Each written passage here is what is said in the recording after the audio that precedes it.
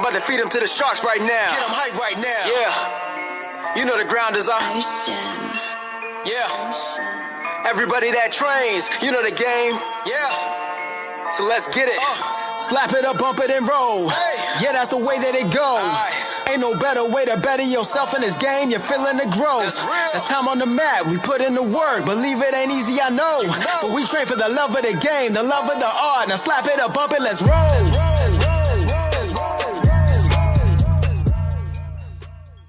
Welcome to episode 44 of the BJJ Campaign podcast. My name is Jeff Boone. I'm an A3 blue belt, 2 stripes. This is Phil Coors, A2 blue belt, 1 stripe. And today, Philly, we're going to check back in on how things are going with your sweeping. Yeah. A little bit better. A lot of drilling, the same stuff. And I think it's finally coming together. I would contend it's not just a little bit better. You've been practicing pretty hard on them, and I saw you rolling, and you were sweeping people. That never used to be the case. Never used to be the case. No. It's been a couple weeks of like, how long has it been now? 2 weeks. So it has to be 3. Is it 3? Well, no, I took 1 off. So I would say the first private we did, I don't think I trained at all because of the rib thing, right? Yeah. Okay. So yeah, 2 then is fair. Yeah, 2 straight weeks of just trying to do what I've been saying for like 7 months. I think, big progress over what it used to be. Doing that same drill that he showed us when the person posts a leg in the guard and then just kind of open it up. So the same idea as like a judo throw where you just hit the entrance or the entry or whatever and try to get it so that you compromise their base, their balance a little bit and get them off balance a little bit and going back and forth because I don't know which leg they're going to post up anyway. And also because I couldn't do the scissor sweep either direction, you know, like I was bad at it to begin with, but I was extra bad the way I never drill it in class has really helped being able to kind of go both sides. You weren't really extra bad. It was about the same.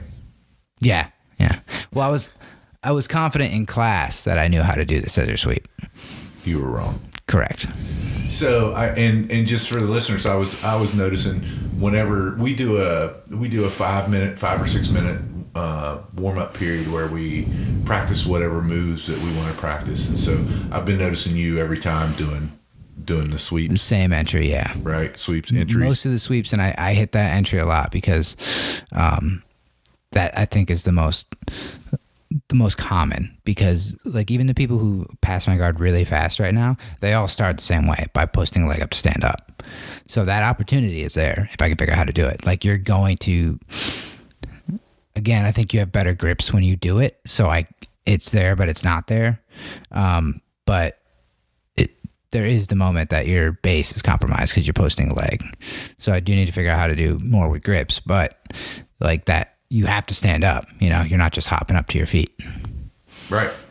Or are you? You're very nimble now. I am nimble. Sometimes I do post and just hop up to both feet at the same time. Yeah. Because that also, if you post and have your hands in and grips on the gi, then they can't do that, what a dummy sweep or whatever they call it. I don't remember the name of it. Double ankle sweep. Double ankle sweep? Yeah. Yeah. It can't do that if you're holding on to the gi. Yeah. Also, they can't do it, John showed, if you just move your hips back, like straighten your legs. That'd be way too easy. Yeah. That was funny. Way too easy. Yeah. Not doing it that way. Not for at least another 6 months till I actually want to hear it again. Yeah. Yeah, I forget where Joey, they said they saw it at some seminar or something, and then John was talking about the same thing a couple minutes later, but yeah, that was funny. But yeah, no, big improvements off the same drilling and focusing on the same stuff and like actively trying not to sweep. And it sounds stupid, but the drilling obviously helps a lot. Same with the armbar drill. I did it with you. We did it in the comp class again recently, and it seemed like I wanted to double check that I was doing it right. Explain to the audience what you mean by, I know a lot of people do armbar drills and maybe different one way or the other, but yes, the one that was showed showed to us was basically you kind of set up an armbar from the guard, like a standard one, and then you're going to rotate back and forth, pretty much only using your legs and hips. So one area where I really struggle is on an armbar or a triangle is getting the hips extended, so it's a lot harder to stack and fold. If the body's in alignment, it's a lot harder for them to stack, obviously. So you basically do your first armbar, and then the person's going to sit there with pretty good posture. I mean, they're not going to fight you, but they can't get knocked over either. But they're going to sit with pretty good posture, and you're going to rotate, kind of swing pendulum style, swing your leg, and then throw your hip up to go into the other armbar. So basically, you're doing the entry again into the armbar. You're not like ripping their arm off necessarily. I don't really even use my hands at all, right? Other than to like hold the sleeve. But that's helped. I've been noticing a lot more opportunities for arm bars from the guard, obviously, because it's funny how that works. When you drill something all the time, all of a sudden it seems like it's always there. Coincidence? Maybe. Doubt it. Yeah. So yeah, I mean, a lot of progress in a very short period of time, and I'm super stoked that you really committed to doing those sweeps. I think it's something that in your progression of things, it's gonna pay tenfold. So really happy about that. And also, you were working on passing, right? Yeah. And that kind of, again, talking about grips is one thing I've been thinking about a lot recently. But I was telling you and Joey, I mean, you two are the ones I train passing with the most, and you guys give me the most difficulty. And it seems like every time I figure out one thing with you guys, you know where to go next or whatever. And I always do the same thing. Like, I'm always going for the knee cut. So it's, it's not like I'm surprising you guys with anything. And you're getting all the same practice I'm getting against you, you're getting with me. But it has been helping with everybody else, it seems. The knee cut's getting a little bit better. And we were doing the competition class on Saturday, and I was training with one of our purple belts who's really good. And I felt like I had the knee cut. Like, I had the knee through. I'm 99% sure he didn't have the knee in immediately. I had I was in tight with the head on the floor, and he was able to just kind of like shrimp back and recompose, get that knee back in and get his guard back. So I asked him afterwards, I said, what did you notice that I did wrong? And he said he didn't really see anything wrong necessarily, but he beat me on timing again. He knows what I'm trying to do. But, sure. I thought that was interesting, and again, a positive. I mean, I would have got nowhere a month ago. I would have been nowhere near that, Yeah. And two, I don't know. I think that the knee cut pass is probably one of the most popular passes there is, right? I mean, it's my favorite. There's just certain things I do the same thing all the time until I can kind of figure it out. Like the stack pass, Gracie pass, whatever, and trying to work both sides.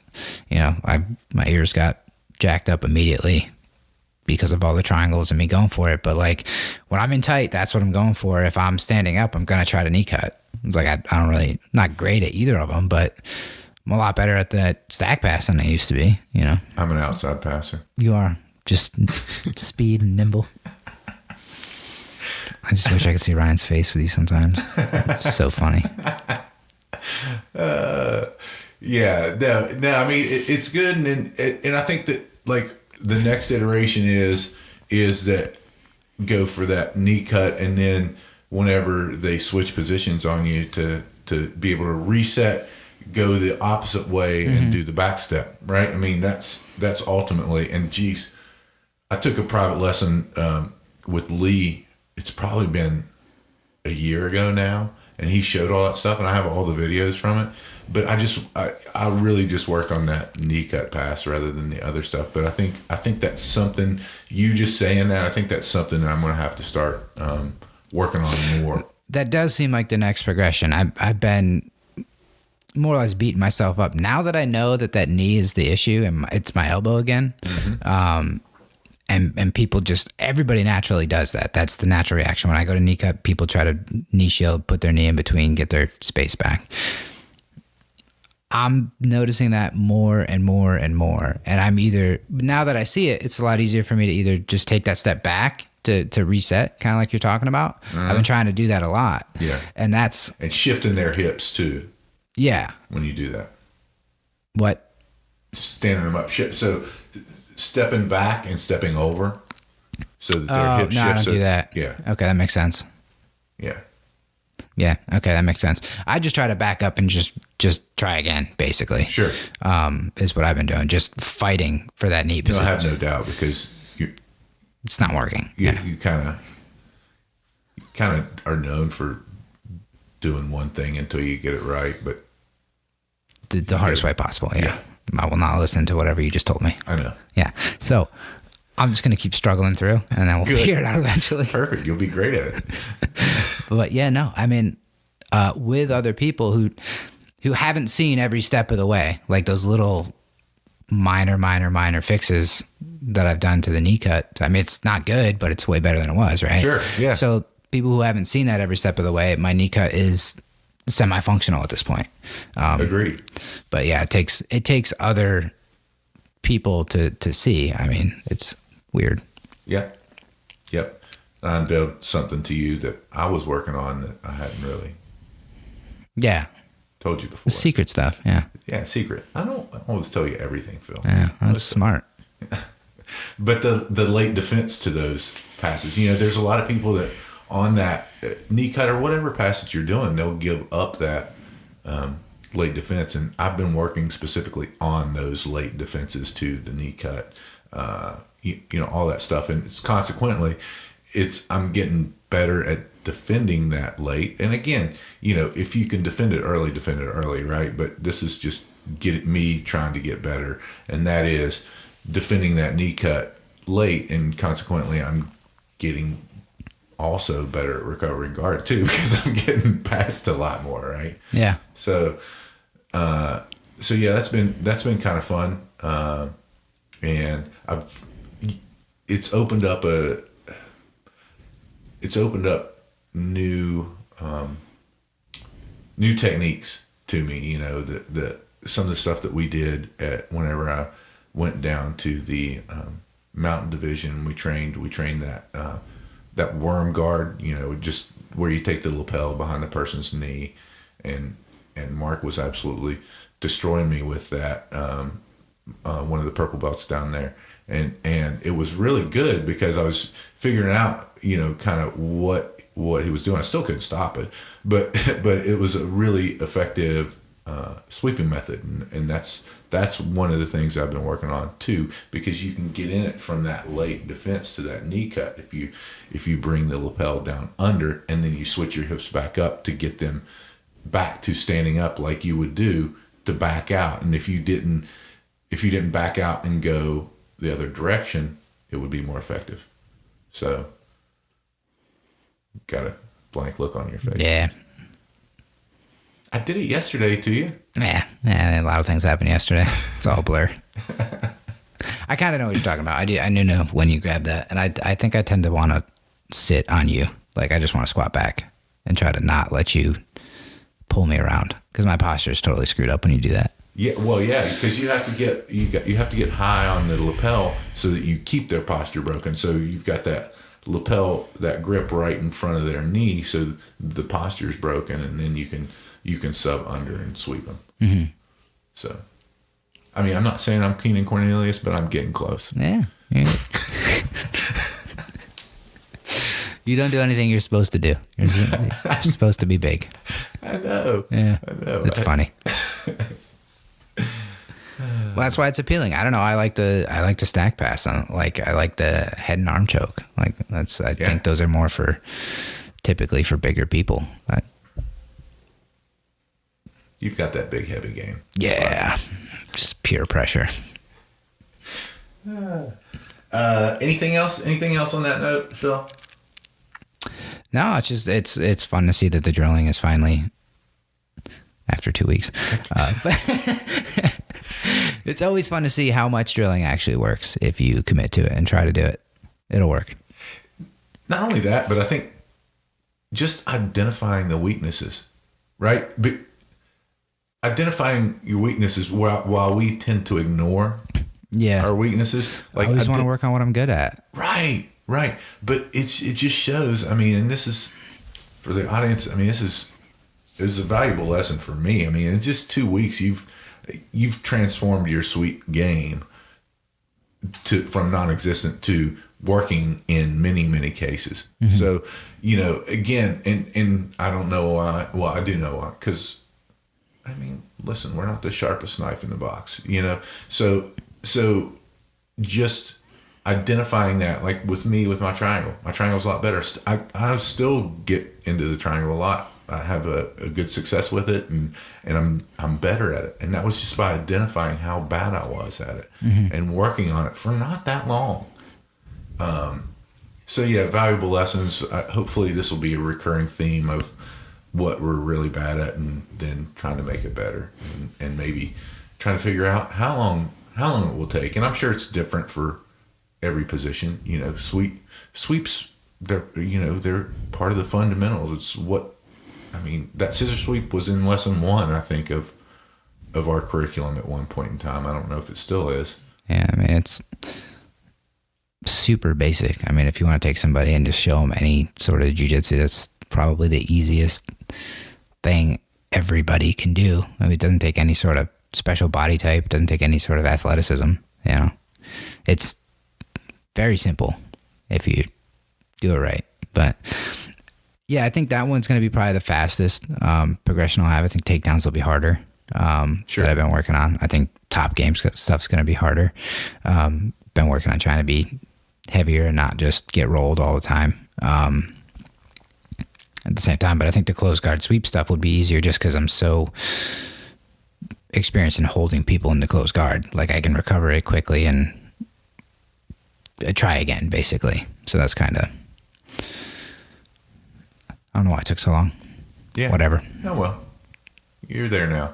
One other thing I want to mention from our session, we do a Sunday rolls every Sunday. And yesterday, Phil and I were doing some stand-up. And, man, I'll tell you what, I'm continually impressed by how well those self-defense techniques work to prevent grips whenever we're doing a stand-up.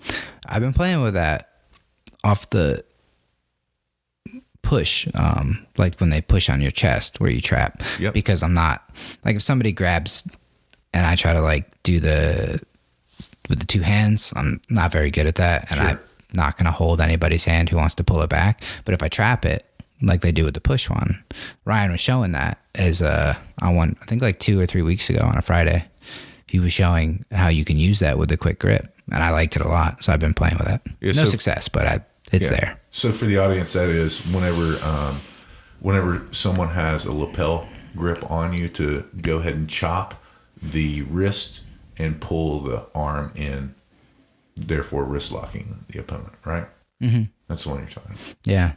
Because the push, I think it's almost like you're combining the two, like when they have the arm in, when you got to break it, because they're not already bent, it's like the push is the open hand typically, so it's like already flexing. The solid grip isn't necessarily against you, and you got to turn it. Yep. So that's kind of what I've been trying to play with. No, that was really cool. Works really well. So yeah, those are kind of neat to work on whenever we're doing stand up. I like that.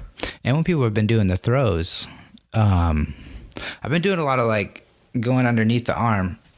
Been doing a lot of going underneath the arm and like grabbing the same side lapel and kind of like stiff arming. Mm-hmm. And then people are like reaching over. So still no success again, but I've like literally just started doing it, but doing that reach up, like they're the same thing as when they're grabbing like your shoulder,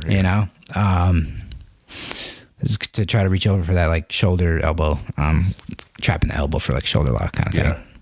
Yep. So that's there too. I see now. And actually, if you watched Roland's video of his competition, I didn't last week. He actually got that on a guy and lifted the guy up off the ground with it. Yeah, in competition.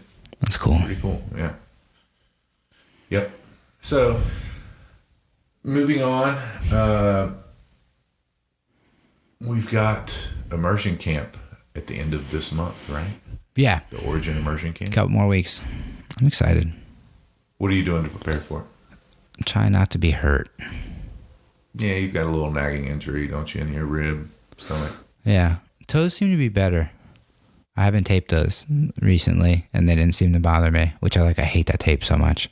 It feels like it just feels like somebody's gently hugging my toes. I don't like it. But thought it was like a rib thing that happened before, but I think it's just whatever muscles there has just been really tender. So bridging hard and shrimping hard is not really an option. So like when I get on the bottom, I'm kind of stuck unless I can do something with my legs somehow to put them back in guard. But just trying to get that to relax. Took 4 days off again last week. Went to class on Wednesday, but didn't stay to roll. And it's just like certain positions, even with the stand up stuff, like with the headlock when they pull, it's like that's uncomfortable. So just want it to go away. Yeah. Yeah, no, it's important. I mean, same here. I'm trying to get, the body right. Knock on wood. I don't have any injuries right now. And I did an ice bath last week that also made me feel great. I'll probably do a couple more before we go. A couple more? Yeah. Yeah, because Aaron Sundstrom. Yeah. The true Iceman. Yeah. He's going to have pools there with ice baths each and every night. That's crazy. You're going to do it. Probably. Is that a yes? You committed? That says probably. I'm not committed, but if I say probably, you're going to drop it a lot sooner, and then I can just kind of weasel out of it when I'm up there. I feel like it's a commitment. It's not a commitment at all. I feel like you're If it's not that cold, I'll get in. It's going to be cold. Might not be in then. It's so good for your body. Yeah. So what else? We got to get a special bag for our podcasting equipment because hopefully we'll be doing a bunch of podcasts when we're there. I think so. Special bag. I was just making that up. No, I was into it though. I think it'll be good. Hopefully we'll be able to talk to a couple people, depending on time and stuff, because there's really not that much downtime when you're there. I don't know if we'll be able to get a full 40 minutes, but that'd be really cool with a couple people. Oh yeah. Plus we've got other things in store, ladies and gentlemen. Yeah. A lot of stuff coming. A lot of content coming after. It'll be fun. The Origin Immersion Jiu-Jitsu camp for Phil and I. And eating and stuff, everything else has been the same supplements and things like that. But I did notice, because now that the Saturday classes that I'm going to is at 1, if I don't eat before I go, if I don't eat anything, or really drink anything other than coffee, not that I usually ever do, but it's energy levels are so much more. So I can train for 2 hours easy. If I eat before, now granted, there was 1 week I had eggs at noon, class was at 1, bad choice. Didn't feel good the entire time. Very sluggish. That was stupid. Whatever. But even if I eat early in the morning and I don't feel sluggish, I don't think I feel as I don't have the sustained consistent energy level I have to train for 2 hours with no real issue. I could have continued to go longer yesterday, but I was kind of just I'm not hurt. We should go. It's been 2 hours. So yeah, and it's not surprising. The drinking, yes, you should drink beforehand. You should have more than just coffee, more than just your pot and a half, 2 pots of coffee. Well, the issue with it, I guess when I say I don't drink is I don't like to drink in the middle of rolling, because every time I do, I feel worse. It might just be because I drink too much. Yeah. But to me, it's I'd rather have nothing than have a little bit. You've got a very delicate system too. It's terrible. But the eating makes sense because the energy of your body's going toward digestion, right? Whenever you eat something before, even if it's before a competition or anything, and there's a number of fighters and people who are really good competition jiu-jitsu people who are I'm going in there hungry. I'm not going in there with anything on my stomach. And that's because of the fact that it does take energy away for digestion. Makes sense, yeah. Yeah, so not so much for the drinking part. You need to be hydrated, drink a little here and there before, But yeah, definitely for the eating part, you're right. Week-long fast at Origin. Not a chance. Okay. You'll be 78 pounds by the end of it. Or dead. Either one. Yeah. Either one. Okay. Yeah, that's cool. No, I like that 1 o'clock time slot for myself. That's like the perfect time of day for me. Not really a morning person. And, I like to go to bed. So 1 o'clock's perfect. But I did notice like I would feel kind of terrible sometimes. Not so much, I guess, if it's Sunday. I don't know. I think maybe because I'm used to eating in the morning at like 10 or something at that time. Yeah. But I just did notice after doing it like the 2 days in a row, a couple times now, like if I don't eat, I do much better. Yeah, no, I noticeably better. Or eat really early so that you've already digested your food and everything. Because I'm not much of I don't really do the fasting thing intentionally or anything. It's just kind of how it works out sometimes. But as far as energy levels go, it just seemed to make a huge difference. Yeah, no, and I do the intermittent fasting and rarely ever eat before that 1 o'clock training. So yeah, I think it's fine. Next, how important are grips? They seem to be really important. They're always in the way. It's just always a problem. Yeah, I can't figure them out, but I think that's one of the next things. It makes sense when I'm watching other people, like I'll just look at them and I'll be like, yeah, you need to get that grip off. That's clearly in the way. But then when I'm doing it, I don't notice them, or I'm just like, yeah, whatever. Yeah. Yeah, super important. I mean, Jerry Morrell has a video of it. What was it? Bad Credit? I think that was it. Yeah. Yeah. Did we post that on the? I'm not sure if we did. I think we might have put it in the description or something, because I know I talked to him about it the first time we saw him. Yeah. I was going through his page, and that was one of the first ones that made sense to me at the time, because this is something I've known I struggle with, because I don't have a lot of technical ways to break grips, so I just end up tugging on people's hands and just wrist and just trying to yank it off, and it never really works. And I'll yank 2 or 3 times, and I'm like, that's there forever. So like the meat. So yeah, where they welder and got the torch out, he's gonna cut it. Yeah. So yeah, that's how I feel a lot of times, because I'm not getting that handoff that's on there now. So we'll just have to try to work around it.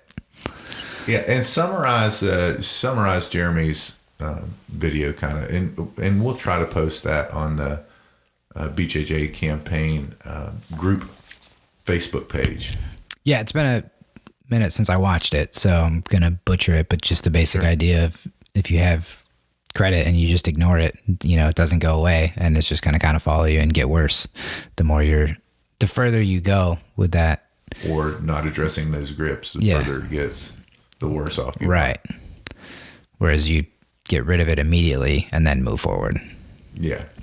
Yeah, there's a lot to grip fighting. There's, maybe on the list of things. Yeah, that's for me. I mean, that was something that just kind of, again, I think of things as we sit here and talk about it, and then that's me looking back at what happened yesterday, specifically with you, and even with that guard, going back to the sweeps. That's something that just kind of pops in my head randomly as we're talking about it, and thinking that you're going to have better grips off the start when you stand up. So I'm not controlling your sleeve. You're controlling mine when you stand up.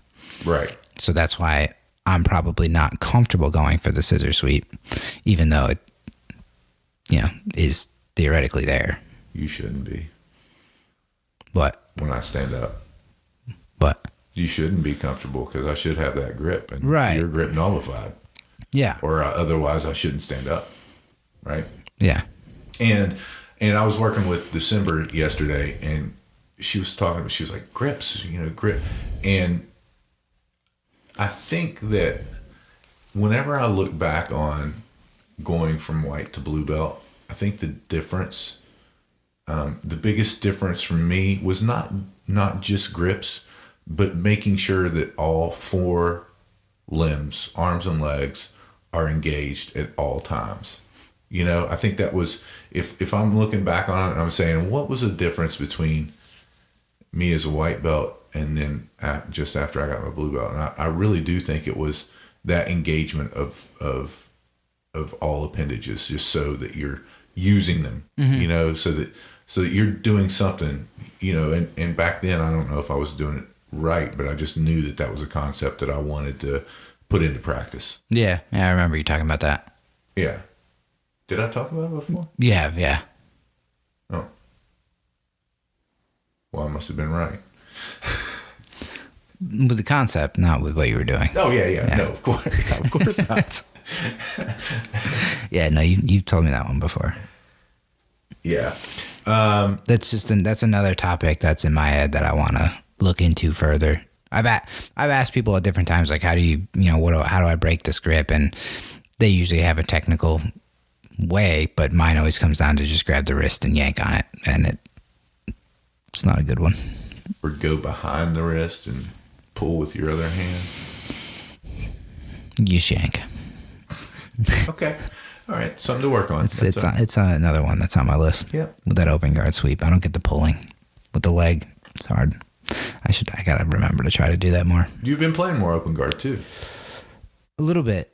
I think that's like another one I kind of forgot. Like, we did it in class. It was in my head. I like made a note that I want to do it.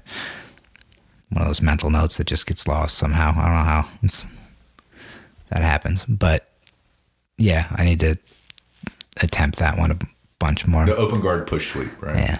Yeah. No, that is a good one. That is a good one. Next, shout out. We mentioned last week that Vernon Kirk had an upcoming fight to win judo match. He won his judo match. So that's 2 now, right? It's 2. He's 2-0 in fight to win. It's awesome. And they both had 1 ippon. I don't know if I'm saying that right, but that's whenever in judo you take the other person across their back. That scores an ippon. 2 ippons is the end of the match, or a submission. Mm-hmm. And really good Kimura. And so congratulations to Vernon Kirk on his fight to win victory. 2-0, undefeated. Hopefully he'll be going back there in the next ones and defending that title. It's awesome. And upcoming events. You're going to California. Oh, that's right. Yeah. That's right. Going out to California this week, going out there for work and getting to train with my boy Schluty. Yeah, so we had one of our fans, Doug Schluter, paid a large sum of money for the privilege to train with Jeff. That is not. Yeah, he paid $35 for the shirt and the patch. That's the large sum of money. No, we're training at Half Gracie Academy out there at San Jose. That's whenever I go out to our worldwide headquarters where I work. It's real close by and great. Justin is the professor there. The Machine is his name, and he has a machine. He's really good at jiu-jitsu. But yeah, we're going there. I already hit them up and told them we were coming, and so I'm really excited about going with Schluter. But it's so funny. Every time they're like, whoever I work with, they're like, I heard you and Schluter are training together out in Palo Alto when you go. I'm like, yeah. They're like, who's going to win? I go, nobody. We're training. We're both winning. And I mean, of course, I'm going to destroy him. But yeah, just kidding. That is the real answer. Is that we're just training. I'm sure that we'll have multiple times where each of us submit each other, and we're going to have fun and a smile on our face the whole time that we're doing it. So really looking forward to that, because he always dodges me in any other I've noticed situation. The pattern. Yeah. You know, but no, that's gonna be really fun, and you know, it will definitely, you know, anytime you get to train at a great academy like the Half Gracie Academy, it you know, when you're out, take advantage of it. It's, you know, seek out those places wherever you're going to just kind of get another kind of look at what people are doing. I think that's always really fun. Mm-hmm. And also, we got Hoist Gracie coming for a seminar next Tuesday, so I'm looking forward to that. He's doing a kids seminar before, and then the adults. I think 7 p.m. Fight to Win Denver. Mm-hmm. Yeah, I think it's 7. I think it's 7 and 9. Yeah, so looking forward to that. He comes every year, right? I think so. Yeah, every year. So he's making his rounds around North Carolina, I guess Virginia area. Yeah, I've seen there's a couple around the North Carolina area. I've seen posted in the ones that I follow around here. Yeah, so looking forward to that. That'll be a lot of fun. I'm sure I'll take another picture with him like I do every time. Yeah. It was like that. And it's great because you see the progression. The first one was all the kids get bigger and Jeff gets smaller. That's true. That's true. I think my first one I was a 1-stripe white belt. I think so. Yeah. And the next one might have been 3-stripe or maybe blue belt. I can't You're a remember. blue belt. It was a blue belt. The next one. Yeah. Those two pictures are funny next to each other. It's like two different people. It's funny. Yes, what Phil's referring to is I did lose a lot of weight between then and now. So yeah, it does look different. It is kind of funny.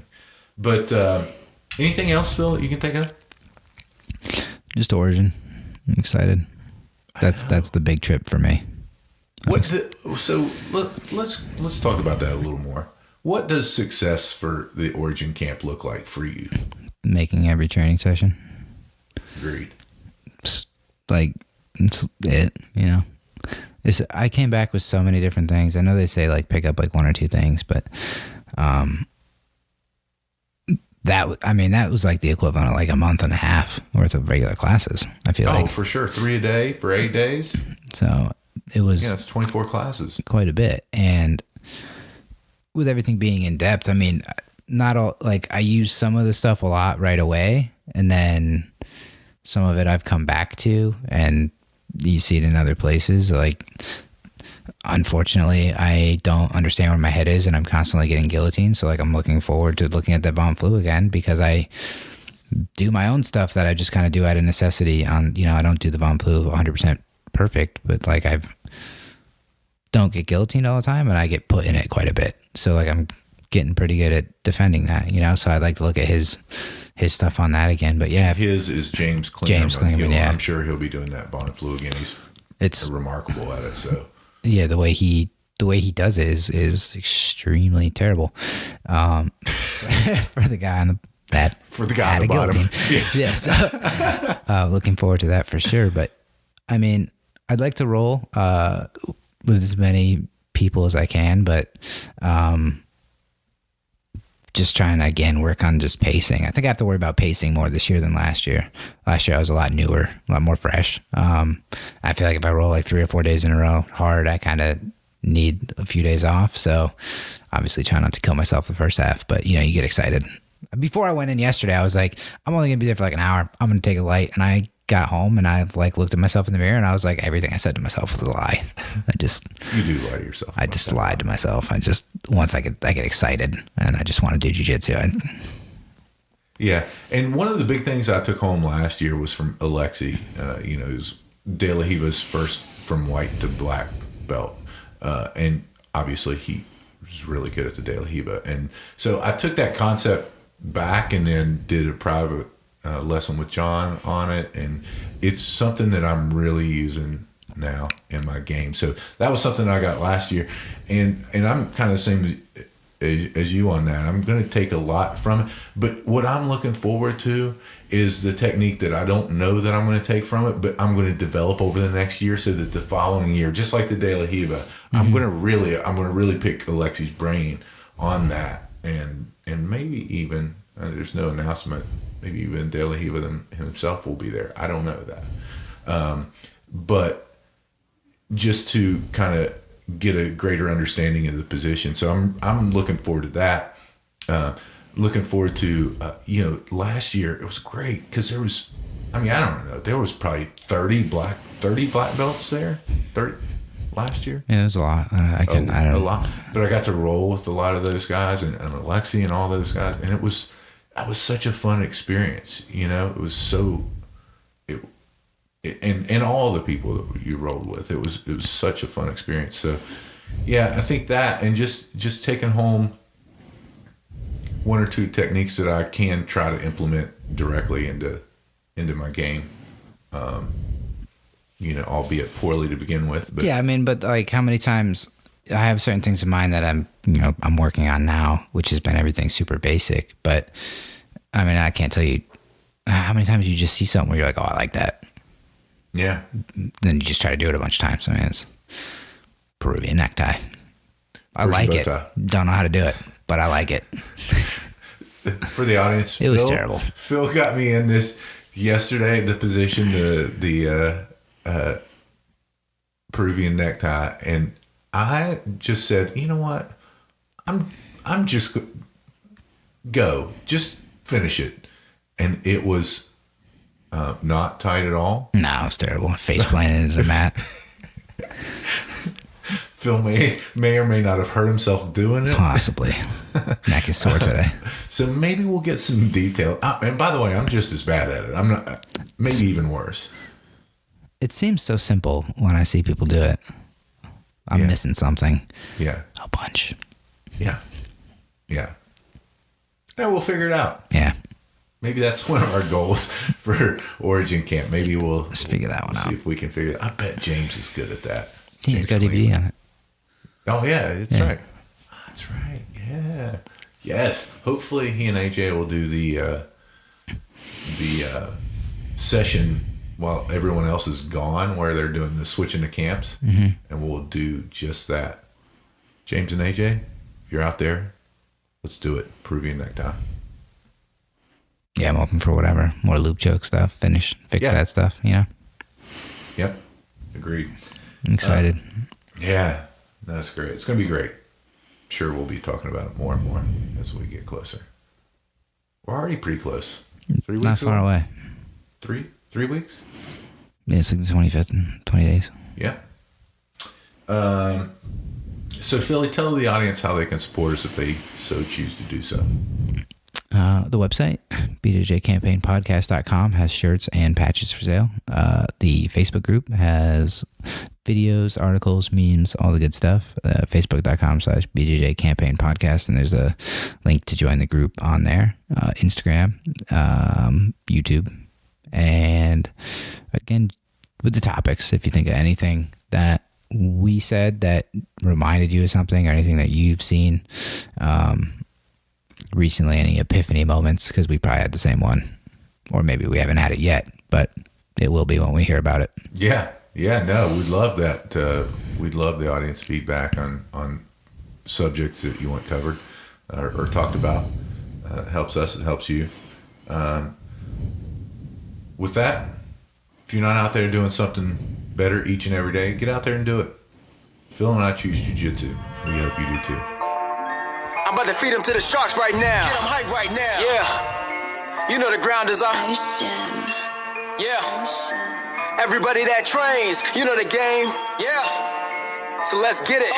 Slap it up, bump it, and roll. Hey. Yeah, that's the way that it goes. Ain't no better way to better yourself in this game. You're feeling the growth. That's time on the mat. We put in the work. Believe it ain't easy, I know. But we train for the love of the game, the love of the art. Now slap it up, bump it, let's roll.